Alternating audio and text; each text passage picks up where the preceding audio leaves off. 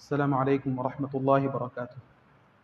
الحمد لله رب العالمين والصلاة والسلام على نبينا محمد وعلى آله وصحبه أجمعين أما بعد. அன்புக்குரியவர்களே, கண்ணியமானவர்களே, இஸ்லாத்துடைய ஐம்பெரும் கடமைகளில் முக்கியமான கடமையாகிய ஹஜ்ஜுடைய கடமையை ஹாஜிகள் நிறைவேற்றக்கூடிய காலத்திலே நாம் அனைவரும் இருந்து கொண்டிருக்கின்றோம். ஹஜ் என்றால் என்ன? அல்லாஹு சுப்ஹானஹு வ தஆலா கடமையாக்கிய 5 கடமைகளில் 5வது கடமைதான் ஹஜ்ஜுடைய கடமையாக இருக்கின்றது. ஹஜ்ஜுடைய கடமையை அல்லாஹு தஆலா ஹிஜ்ரி 9 கடமையாக்கி இருந்தார். அல்லாஹு சுப்ஹானஹு வ தஆலா அல் குர்ஆனிலே சொல்லி காட்டி இருக்கின்றான், வலில்லாஹி அலன் நாஸி ஹஜ்ஜுல் பைத் மன் இஸ்ததாஅ இலைஹி சபீலா. மக்களில் யாருக்கு வசதி இருக்கின்றதோ, உடலாலும் தனது செல்வத்தாலும் யாருக்கு வசதி இருக்கின்றதோ அவர்கள் ஹஜ்ஜு செய்வது கட்டாயம் என்று அல்லாஹு தஆலா சொல்லி காட்டி இருக்கின்றார். அன்புக்குரியவர்களே, கண்ணியமானவர்களே, நபி ஸல்லல்லாஹு அலைஹி வஸல்லம் ஹதீஸிலே சொல்லி காட்டினார்கள், இஸ்லாத்தை அல்லாஹ் 5 தூண்களிலே அமைத்திருக்கின்றார். முதலாவது லா இலாஹ இல்லல்லாஹ் என்ற கலிமாவை சொல்ல வேண்டும், தொழுகையை நிலைநாட்ட வேண்டும், ஜகாத்தை கொடுக்க வேண்டும், ரமலான் மாதத்திலே நோன்பு பிடிக்க வேண்டும், அல்லாஹ்வுடைய பைத்துல்லாவை ஹஜ் செய்ய செல்ல வேண்டும், வசதி உள்ளவர்கள் செய்ய வேண்டும் என்பதை நபி ஸல்லல்லாஹு அலைஹி வஸல்லம் சொல்லி காட்டி இருக்கின்றார்கள். ஹஜ் எப்படி கடமையோ இதே போன்று உம்ராவும் கடமையாக இருக்கின்றது. அன்புக்குரியவர்களே, கண்ணியமானவர்களே, வசதி உள்ளவருக்கு எத்தனை தடவை ஹஜ் உம்ரா கடமையாகும் என்றால் ஒரே ஒரு தடவை மாத்திரம்தான் ஹஜ் உம்ரா கடமையாகும். நபி ஸல்லல்லாஹு அலைஹி வஸல்லம் அவர்கள் ஒரு தடவை ஹுத்பா செய்து கொண்டிருக்கின்றார்கள். சொன்னார்கள், மக்களே, உங்களுக்கு ஹஜ் செய்வது கடமையாக்கப்பட்டுள்ளது, நீங்கள் ஹஜ் செய்து கொள்ளுங்கள் என்றார்கள். ஒரு மனிதர் கேட்டார், அஃபி குல்லி ஆமீன் யா ரசூலல்லாஹ், ஒவ்வொரு வருடமும் ஹஜ் செய்ய வேண்டுமா என்று கேட்டார்கள். நபி ஸல்லல்லாஹு அலைஹி வஸல்லம் அவர்கள் சைலண்டாக இருந்தார்கள், பதில் சொல்லவில்லை. அன்புக்குரியவர்களே, கண்ணியமானவர்களே, 3 தடவை அந்த கேள்வியை கேட்டார். அஃபி குல்லி ஆமீன் யா ரசூலல்லாஹ் என்று 3 தடவை கேட்டார். நபி ஸல்லல்லாஹு அலைஹி வஸல்லம் சொன்னார்கள், எவ்வளவு ரஹ்மத்துடைய நபி என்று பாருங்கள், தரூனி மா தரக்துக்கும், நான் எதை சொல்லாமல் விட்டிருக்கின்றேனோ அதை நீங்கள் கேட்காமல் விட்டுவிடுங்கள். வலவ் குல்து நஅம் லவஜபத், நான் ஆம் என்று சொல்லிவிட்டால், ஒவ்வொரு வருடமும் கடமையா என்று கேட்கும் பொழுது ஆம் என்று சொல்லிவிட்டால் அது கடமையாகிவிடும், உங்களால் செய்ய முடியாமல் போய்விடும். ஸல்லல்லாஹு அலைஹி வஸல்லம் சொன்னார்கள், வ இன்னமா அஹ்லக மன் கான கப்லகும், உங்களுக்கு முன்னால் உள்ளவர்களுக்கு அழிவு ஏற்பட்டதற்கு காரணம், அவர்கள் நாசத்தில் சென்றதற்கு காரணம் 2 விஷயங்கள். ஸல்லல்லாஹு அலைஹி வஸல்லம் சொன்னார்கள், கத்ரத்து சுஆலிஹிம் வக்திலாஃபுஹும் அலா அன்பியாஇஹிம், அதிகம் கேள்வி கேட்டார்கள், எதற்கெடுத்தாலும் கேள்விகளை கேட்டுக்கொண்டிருப்பார்கள், தேவையில்லாத காரியங்கள் எல்லாம் கேள்விகளாக தொடுத்து கேட்டுக்கொண்டிருப்பார்கள். 2வது, நபிமார்கள் சொல்லக்கூடிய விடயங்களிலே கருத்து வேற்றுமை கொண்டார்கள், இதுதான் அவர்களை அழிவில் ஆழ்த்தியது. நபி ஸல்லல்லாஹு அலைஹி வஸல்லம் சொன்னார்கள், நான் ஒரு விடயத்தை உங்களுக்கு ஏவினால் நீங்கள் முடிந்த அளவு செய்து கொள்ளுங்கள், தடுத்தால் அதை முழுமையாக தவிர்ந்து கொள்ளுங்கள் என்று நபி ஸல்லல்லாஹு அலைஹி வஸல்லம் சொன்ன ஹதீஸ் முஸ்லிம் நஸஈயிலே பதிவாகி இருக்கின்றது. அன்புக்குரியவர்களே, கண்ணியமானவர்களே, ஒருவருக்கு ஹஜ் உம்ரா கடமையாக இருக்கின்றது, வசதியும் இருக்கின்றது, அவர் உடனே செய்ய வேண்டுமா, பிற்படுத்த முடியுமா என்று கேட்டால் ஷாஃபிஈ மذஹபின் படி அவருக்கு பிற்படுத்துவதற்கு அனுமதி இருக்கின்றது. ஆனால் வசதி இருக்கின்றது, சந்தர்ப்பம் இருக்கின்றது, நேரம் இருக்கின்றது என்றால் உடனடியாக அவர் செய்து கொள்ள வேண்டும். பயங்கரமான ஹதீஸ் வந்திருக்கின்றது, ஒருவருக்கு ஹஜ் செய்யக்கூடிய வசதி இருக்கின்றது. கண்ணியமானவர்களே, வசதி இருக்கும் சந்தர்ப்பத்தில் நேரமும் இருக்கின்றது, சந்தர்ப்பம் இருக்கின்றது. அப்படி இருக்கும் பொழுது அவர் ஹஜ் செய்யாமல் மரணித்தால் யஹூதியாக நஸ்ரானியாக மரணிக்கட்டும் என்று ஹதீஸிலே எச்சரிக்கை வந்திருக்கின்றது. நபி ஸல்லல்லாஹு அலைஹி வஸல்லம் அவர்கள் எத்தனை ஹஜ் செய்திருக்கிறார்கள், எத்தனை உம்ராக்களை நபி ஸல்லல்லாஹு அலைஹி வஸல்லம் செய்திருக்கின்றார்கள்? நபி ஸல்லல்லாஹு அலைஹி வஸல்லம் அவர்கள் ஒரு ஹஜ் மாத்திரம் தான் செய்திருக்கின்றார்கள். கண்ணியமானவர்களே, ஹஜ்ஜுக்கு மேல் ஹஜ் செய்யக்கூடிய சகோதரர்களுக்கு நபி ஸல்லல்லாஹு அலைஹி வஸல்லம் முன்மாதிரி. ஹஜ்ஜுக்காக வேண்டி எத்தனை லட்சம் செலவழிக்கின்றீர்கள்?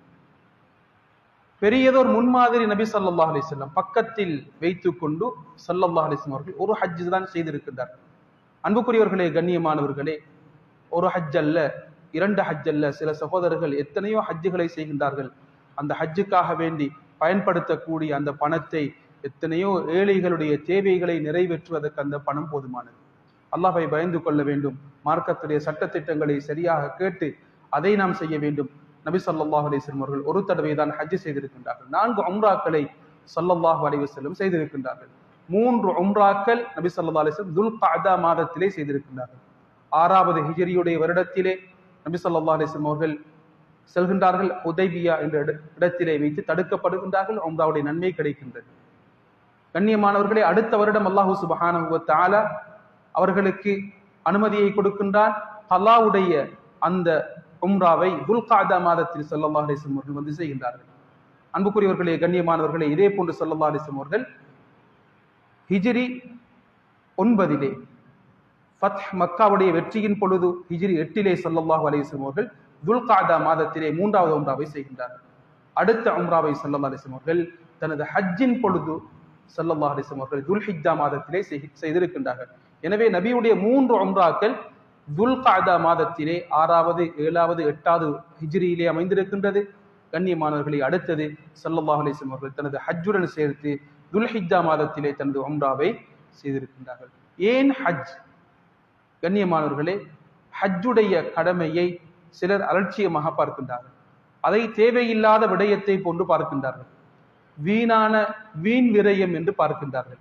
இதற்கெல்லாம் இப்படியெல்லாம் செலவழிக்க வேண்டுமா என்று பார்க்கின்றார்கள். ஹஜ்ஜுக்குள்ளால் அல்லாஹ் பல பிரயோஜனங்களை, பல ஹிக்மத்துகளை வைத்திருக்கின்றான். இதை பற்றி சுருக்கமாக அல்லாஹ் சொல்லி இருக்கின்றான்.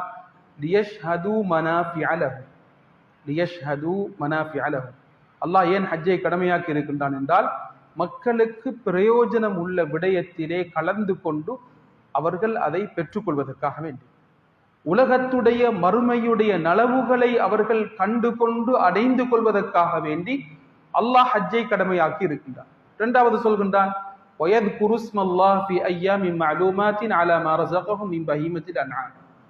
துல்ஹிஜ்ஜாவுடைய 10, 11, 12, 13 அவர்கள் குர்பானியை உதுஹியாவை கொடுப்பார்கள். அந்த நேரத்திலே அல்லாஹ்வை திக்ர் செய்வதற்காக வேண்டி அல்லாஹ் ஹஜ்ஜை கடமையாக்கி இருக்கின்றான் என்று அல்லாஹ் நோக்கத்தை சொல்லி காட்டி இருக்கின்றான். இதை பற்றி ரயீசுல் முஃபஸ்ஸிரீன் இப்னு அப்பாஸ் ரலியல்லாஹு அன்ஹும் அவர்கள் ஆழமாக பேசியிருக்கின்றார்கள். அதை மேல்கோள் காட்டி உலமாக்கள் சில காரியங்களை, சில பிரயோஜனங்களை, சில ஹிக்மத்துகளை, ஞானங்களை ஹஜ்ஜுடைய விஷயத்திலே சொல்லி இருக்கின்றார்கள். சொல்கின்றார்கள், முஸ்லீம்கள் ஒன்று சேரக்கூடிய மிகப்பெரிய ஒன்று கூடல் தான் ஹஜ்ஜாக இருக்கின்றது. ஒவ்வொரு நாளும் 5 நேரம் முஸ்லீம்கள் தனது சகோதரர்களை சந்திப்பதற்காக வேண்டி ஒன்று சேர வேண்டும். ஒவ்வொரு வாரத்தில் வீக்லி ஒரு தடவை ஜும்ஆவுக்காக வேண்டி ஒன்று சேர வேண்டும். அன்புக்குரியவர்களே, கண்ணியமானவர்களே, இதே போன்று அல்லாஹு தஆலா ஒவ்வொரு வருடமும் ஒரு தடவை ஒன்று சேர்வதற்காக வேண்டி வைத்திருக்கக்கூடிய மிகச் சிறந்த ஒன்று கூடல் தான் ஹஜ்ஜுடைய அமலாக இருக்கின்றது. இதே போன்று கண்ணியமானவர்களே, அல்லாஹு தஆலா 3 சகோதரத்துவங்களை வைத்திருக்கின்றான். 3 சகோதரத்துவங்களை வைத்திருக்கின்றான். ஒன்று இரத்தத்தின் மூலமாக ஏற்பட்ட சகோதரத்துவம், ஒரு தாய்க்கு பிறந்த பிள்ளைகள், அதன் மூலமாக ஏற்பட்ட சகோதரத்துவம்.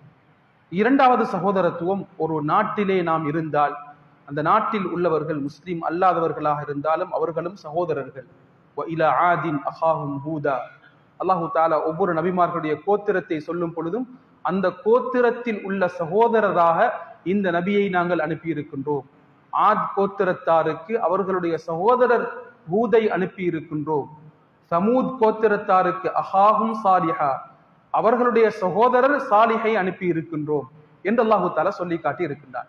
நாம் இந்த நாட்டிலே வாழ்ந்து கொண்டிருக்கின்றோம்.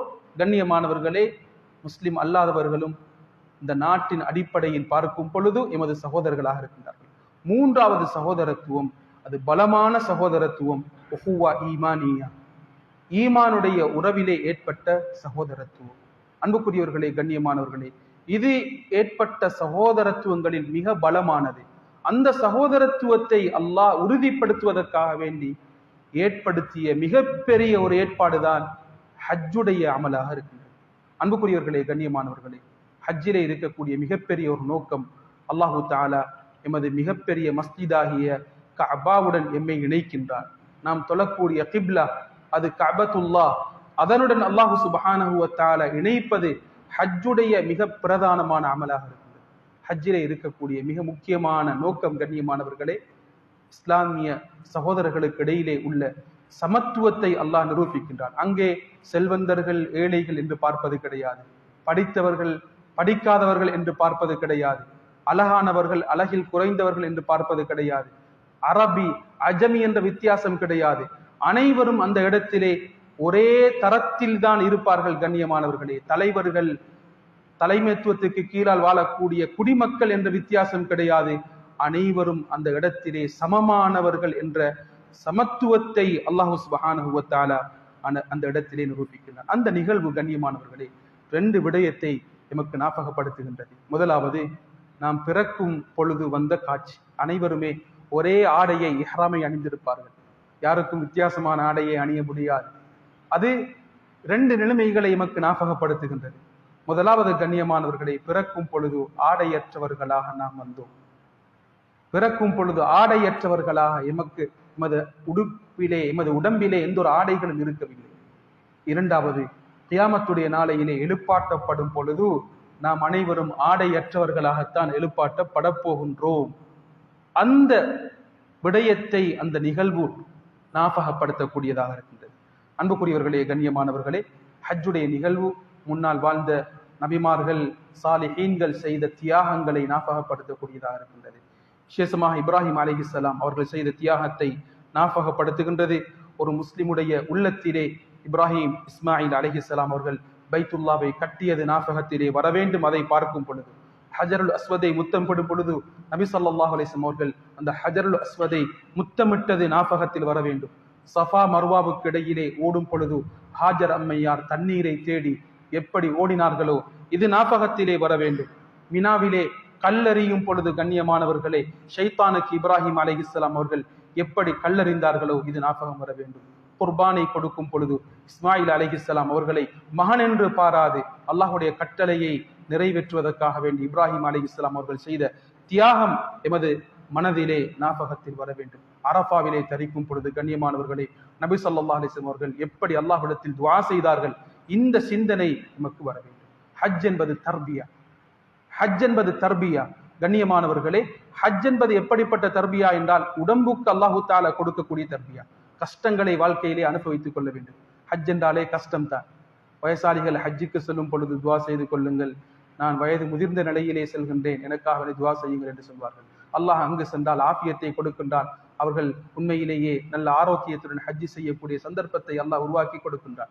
அங்கே கஷ்டங்களை சகித்து கொள்ள வேண்டும். கஷ்டங்களை சகிப்பது என்பது உலகத்திலே முஸ்லிமுடைய ஈமானிலே முக்கியமான ஒரு பாட்டாக இருக்கின்றது. இதே போன்று பண்புகளை அல்லாஹ் இந்த ஹஜ்ஜிலே படித்து தருகின்றான். பணிவை படித்து தருகின்றான். விட்டு கொடுக்க வேண்டும், மன்னிப்பு கொடுக்க வேண்டும் என்பதை படித்து தருகின்றான். இதே போன்று உள்ளத்துக்கு அல்லாஹு தஆலா தர்பியாவை தருகின்றான். தியாகத்தை எப்பொழுதும் செய்ய வேண்டும், எப்பொழுதும் மற்றவர்களுக்கு உபகாரம் செய்ய வேண்டும் என்ற தர்பியாவை படித்து தருகின்றான். இப்படிப்பட்ட முக்கியமான விடயங்களை படித்து தருகின்றான். இதே போன்று ஹஜ் என்பது மற்றவர்களுக்கு உதவி செய்வதற்கு நல்ல ஒரு சந்தர்ப்பமாக அல்லாஹ் வைத்திருக்கின்றான்.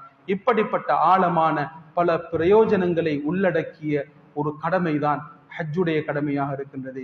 கண்ணியமானவர்களே, வசதி இல்லாவிட்டாலும் நாம் ஆசைப்பட வேண்டும். எனக்கு பைத்துல்லாவை பார்க்க வேண்டும், நான் ஹஜ்ஜு செய்ய வேண்டும் என்ற ஆசை இருந்தால் நிச்சயம் அல்லாஹ் அந்த ஆசையை நிறைவேற்றுவார். அப்படித்தான் ஹஜ்ஜு செய்யக்கூடிய பாக்கியம் கிடைக்கவில்லை என்றாலும் நிச்சயம் நாளை மறுமை நாளையிலே ஹஜ்ஜு செய்த நன்மையை அல்லாஹ் தருவார். ஹஜ்ஜு செய்யக்கூடிய வசதி இல்லை என்றால் கண்ணியமானவர்களே, மனதில் உறுதியை எடுப்போம், நான் அடுத்த வருடம் ஹஜ்ஜு செய்வேன். கிடைத்தால் ஹஜ்ஜு செய்வேன் என்று நியத் வைக்கக்கூடாது. அடுத்த வருடம் நான் ஹஜ்ஜு செய்வேன், அல்லாஹ் நிச்சய வசதியை தருவான். அப்படித்தான் வசதியை தரவில்லை, அந்த நீயத்துடன் மரணித்து விட்டோம் என்றால் நிச்சயமாக நீயத்துக்கு கூடியிருக்கின்றது. ஹஜ்ஜு செய்த நன்மையை நிச்சயம் அல்லாஹ் நமக்கு தந்தே தீர்வான்.